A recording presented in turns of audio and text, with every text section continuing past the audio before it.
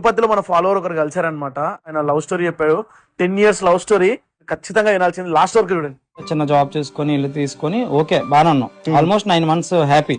తను ఇక్కడే దగ్గరలో శ్రీనివాస్ మంగాపురం అని ఒక ఆఫీస్ జాయిన్ అయింది. ఆ ఆఫీస్ లో ఒక హెచ్ఆర్ ఉండనమాట.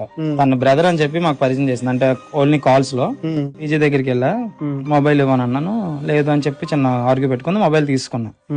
తను ఆఫీస్కి వెళ్ళిపోయింది. ఈవినింగ్ ఇస్తా అన్న.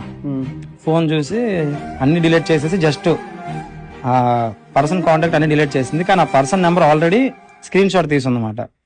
హబ్బీ అని సేవ్ చేసి ఇంకా తట్టుకోలేక ఇంకా వెంటనే ఇక్కడికే వచ్చేసి ఈ బండి మీద బయటకు వెళ్తా. ఎక్కడికి వెళ్ళాను, బండి ఇక్కడ పెట్టేసి అక్కడికి వెళ్ళి ఆ బండి దగ్గర కూర్చొని చాలాసేపు ఏడ్చాను.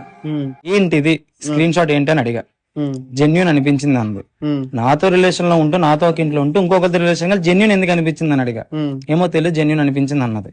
తన మొబైల్ స్విచ్ ఆఫ్ లో ఉంది. ఇంకా నా మొబైల్ కాల్ చేసి ఫస్ట్ వర్డ్ ఒరే పిల్లోడా, నన్ను వాడు ఏంటనంటే నీకు నీ పిల్లకి ఏమైనా అయిందా అని. ఏమైనా అవడం అంటే ఫిజికల్ గా అవ్వకపోవడానికి ఏముంది, 10 years రిలేషన్ అది అవుతుంది, దాంట్లో ఏముంది, 10 months నుంచి ఒక ఇంట్లో లివింగ్ లో ఉన్నామని చెప్పా.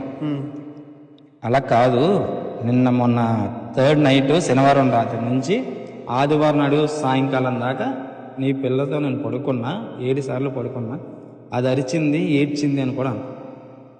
ఇంకా ఆ టైంకి అయిపోయింది, ఇంకా మాట్లాడడానికి కూడా ఏం లేదు.